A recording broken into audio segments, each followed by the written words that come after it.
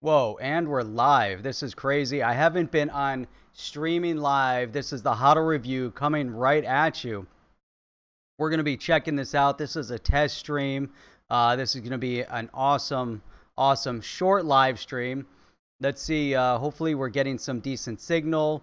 Hopefully, everything is going through as planned. I feel like this is a repeat of what it's like. New hardware, new everything. I'm throwing up some originals, some nice scenery in the background. And let's see if everything is working the way I expect it to be working. And really going to enjoy having this short conversation with everybody out there. And so this is good, man. We got Vet Bro bouncing in here. We're going to be doing a short live stream. I'm recording tonight with DNI, so this is going to be awesome.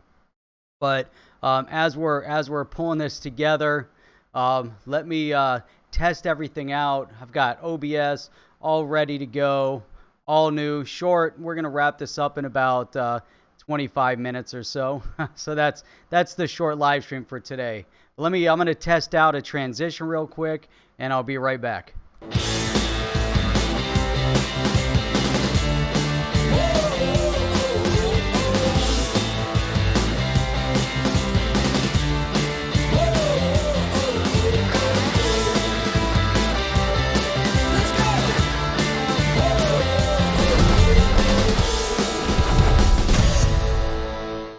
Whoa, look at that. Everything seems functional. I am back. Liechtenstein. No, actually, right behind me, this is Lake Como.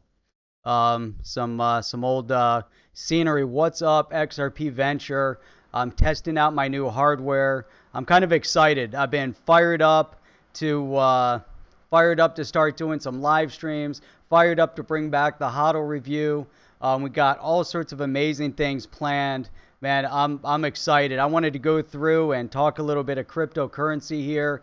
I'm getting ready to record episode 2 of Deep Dive with the Digital Nomad Investor. So we're doing that coming up here in about 30 minutes. And so it gives me a little bit of an opportunity. Make sure we got all of the gear here for live streaming. The goal is also to be able to make an attempt at doing some live streaming with Deep Dive. But really, when I bring back the HODL review, I'm going to be picking out some projects, and we're going to be reviewing on camera. We're going to be doing live stream reviews of some key projects that are coming up. So yes, we're going to be doing some more reviews of the Celsius network and many others just like it. So let's see who we got. Some people bouncing in here too. I already mentioned VetBro bounced in. We got Be Free talking about Celsius. We got Kamei USA tuning in from someplace. We've got XRP Venture. I mentioned Dan's in. So this is great. We're going to get a nice little tight group going here with some conversation. Throw in any topics that you guys want to talk about. Throw them into the chat.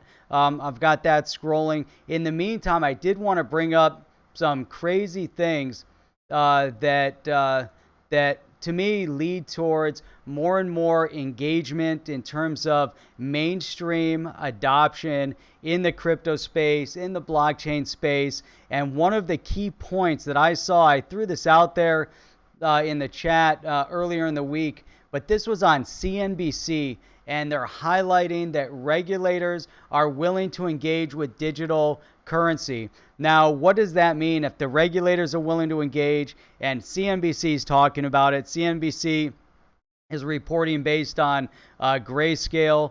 The trend is moving in a direction of cryptocurrency. The trend is moving in the direction of digital asset. And really, this is an astonishing number. So this was in Australia, a report that came out of Australia. This was also on February 7th.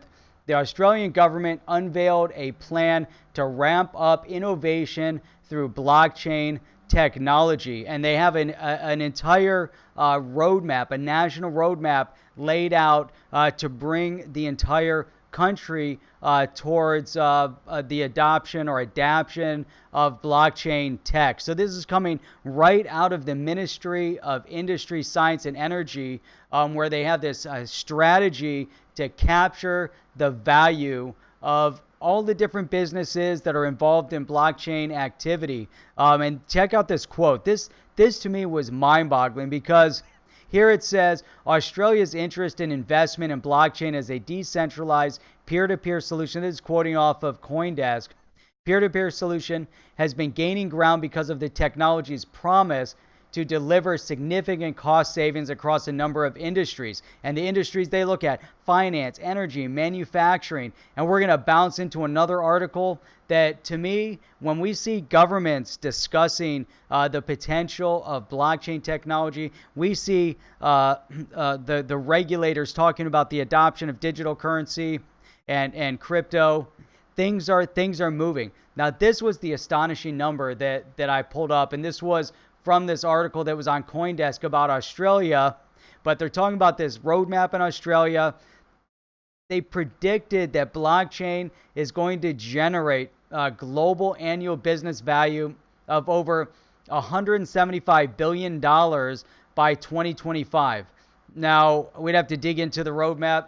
I'm assuming this is, it's saying global annual business. Is this Australia global annual business?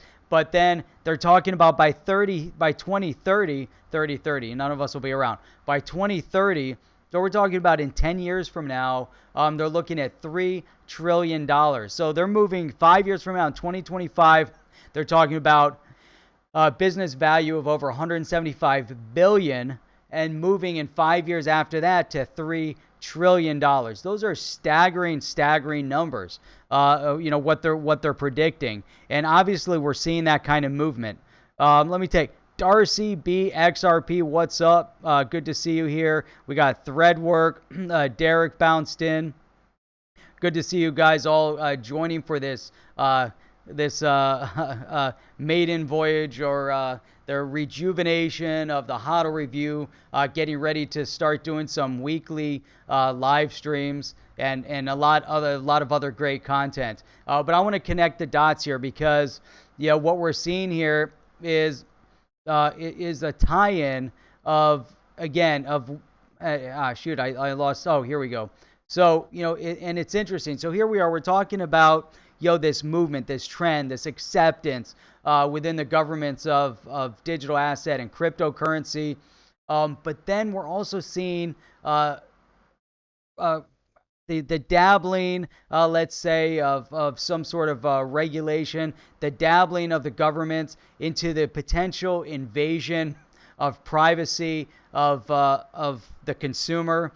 So we have, in Canada, they're talking about how can they use blockchain for to monitor the purchasing of the consumer and whether or not they paid their taxes. So they want to utilize the technology to track the taxation. So it's interesting. But these are all the conversations that are going on right now, that are happening it seems almost like, again, we're on this day-to-day basis. And then I want to bring it back, because last week when we did the deep dive, we talked a little bit and we brought up what's happening over in China. And to me, I think this is really interesting. Let me take a pause here. I want to look at the chat here for 1 minute. I saw a few things pop up. Jerry Hall just bounced in. Our one and only Jerry Hall, one-on-one with Jerry Hall right here on the chain. And Jerry Hall says, I accept nothing. Is there help for that anywhere? No, I don't think there is. I don't think there is help. Sorry. But what I wanted to bring back. So, when we're looking at what's going on in China, and I had a really interesting conversation with a manufacturer over in China today that's been chasing me to do business with them, for well over a year and a half. And it's interesting because I asked him for some demo equipment. I wanted to see what it was, get my hands on it, test it out. And he said, well, we're not going to be able to send you any demo equipment for like a month and a half, mainly because right now their production has been shut down completely in all of their factories because they can't move people from city to city, which is what they need to do, and they're ramping up their factories. So they just came out of the Chinese New Year. Then they have this virus, and it shut down their manufacturing and their productivity in China. Now, if we look at what was going on in China, China was about to launch a digital currency, and that is interesting. So they're right on the emphasis of getting ready to launch. So they're right there getting ready to launch, and what happens? So nothing happens. Right now they're dealing with a virus. They just went through trade negotiations with the U.S. But where's the talk of the launch of their digital currency now?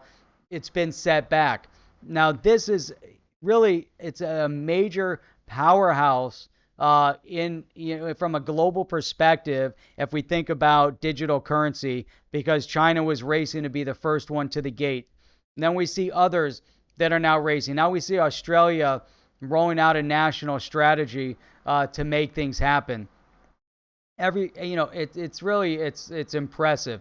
It really is impressive. And so, to me, and from my perspective, whether, when we're looking at it from that mainstream adoption, I think Main Street is important, but we also have to kind of look through all of the FOMO and the FUD that's going to be spread out there, because right now we're entering, I believe, into a bullish phase, bullish at least from a perspective of the information that's starting to drop again, the discussions that are about to happen again. Obviously, we've gone through this period in this bear market, this pullback cycle within the digital asset space. But there's so many factors that are leading to the direction that we're going to start seeing a growth again in blockchain tech, in the digital asset space, and it's all tied back to, if we look back, I want to look back to 2017 when we saw a flurry of news that was just bombarding us every single day as we saw Bitcoin hitting higher and higher numbers. And that's where we had to look through the FUD and the FOMO and all this, the misinformation campaign that gets pushed by the media. Obviously, the media, they buy into the hype. They peddle on hype because that's how they make their money. They want people to tune into the hype.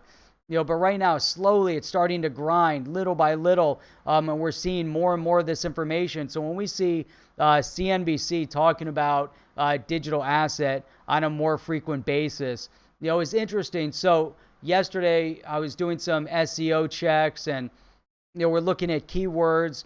What are some of the power words that people are searching for on Google, that they're searching for on YouTube, in order to strategize a little bit better with the videos and how we position things. So amazingly, here's what I found. So here we are looking up on Google. I'm typing in blockchain. I'm typing in Bitcoin. I'm typing in cryptocurrency. Article after article after article. This is on Google.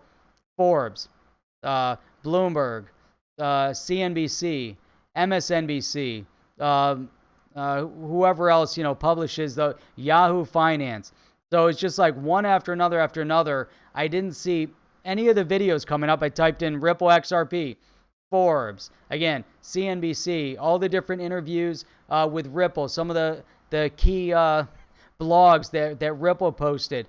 But it's amazing to me that I didn't see any videos from the YouTube community getting pulled up when I did a Google search, just using those few keywords. So there's some form of, I don't want to say it's a manipulation, but it gets you thinking a little bit when you say, okay, why is it that mainstream media is popping up? Where are our search parameters for all of the videos that are coming out from all these YouTubers on a regular basis? And I can't find any of them when I do a basic Google search for a key term like cryptocurrency or blockchain. That I would make that assumption. So that's also leading us to this thought process that as we're moving in this direction, that the media is getting ready to cycle out, a ton more information, and whether it's going to be a misinformation campaign or an information campaign, however you want to spin it, because it's going to be based on what their thought process is. It's going to be based on the information that they want you to read into, and so again, we're getting ready to move into this cycle. We have to filter through. We have to make sure that we're arming ourselves with the right information. And one of the things that I definitely want to get out of the reinvigoration and the bringing it back of the HODL review, as we dig into some of these new projects out there, you're going to see one of the other things that we're doing on the chain. You guys have been tuning into the roundtable. We've got the roundtable every Sunday evening at 8 p.m. Eastern Standard Time. The roundtable has been phenomenal. We're bringing in some really solid minds from the community, whether YouTubers or people that are involved in building in the community, getting them engaged on the roundtable to discuss this topic. We're getting ready to roll out Off the Block. You guys might have seen it before, but Off the Block is going to be dedicated to interviewing existing projects that are building in the blockchain. We have some really great things coming up. We're getting ready to roll out an interview with Kava Labs. We're getting ready to roll out an interview with Upland. And you guys will see all about Upland. If you haven't engaged with Upland yet, go check it out. I think it was upland.com. I can't remember. But it's a game where you get to play and buy real estate. Right now it's all in San Francisco. And you can start buying up real estate in San Francisco in this game. It's kind of crazy. The value of the properties go up as it gets consumed. But there's interesting things that are happening right now in the blockchain space. We just have to look for them and understand them and see them. And again, with the HODL review, the next segment that we're going to do, we're going to tear into some of these projects just like we've done in the past. So I'm fired up about this. I hope you guys are fired up about this. I'm looking forward to everything. I'm getting ready to record with the Digital Nomad Investor. We're doing episode 2 of Deep Dive, which is going to air Thursday evening at 10 p.m. Eastern Standard Time. And I want to make sure that you guys tune in, and you guys know that we have 2 YouTube channels. You can find the links below. You can go to onthechain.io and you can check it out. You can check out everything that we're doing. We're going to revamp the website soon. We're rolling out the podcast soon. We've been talking about the podcast for a while. It just takes some time to get it all together, whether you want to listen while you're in the car or listen while you're out walking. We're going to move some of our key videos over to podcast format, and then you can tune in to One-on-One with Jerry Hall. Jerry has been killing it. I recommend that you guys tune in there. He's got some amazing interviews that are coming up with some key players out there. One of them that we're getting ready to edit and throw out there is none other than Peter Saddington. And Peter Saddington, if you guys ever logged into his channel, he did amazing. He really presents some great info, and he's going to be on with Jerry Hall coming up here pretty soon. So I think that one's going to drop on Saturday morning. And then you guys can also tune in. I don't mind to do a little infomercial for what's going on with On the Chain, but I think it's key because there's a ton going on with On the Chain, and so you guys just need to keep tuning in. But anyhow, I'll keep you guys posted with what's going on, and get ready to see the HODL review. I'm trying to pick the right evening to do it. It's most likely going to be during the week. Probably going to hit that 9 p.m. slot or 10 p.m. slot, but I'm going to make a decision on that tomorrow and maybe even roll something out here very soon. But I was fired up to do this one tonight. So anyhow, enough of that. Looking forward to the chat that I'm going to have with D&I here soon. Glad you all came on. I saw Jet Digital bounced in here towards the end, and that's it. That was my short live stream for tonight, and I look forward to seeing you on the next one. Let's try to take it out of here and see if this works with our outro. Are you down with OTC? Please like, subscribe, and click the bell to be notified when the next video drops.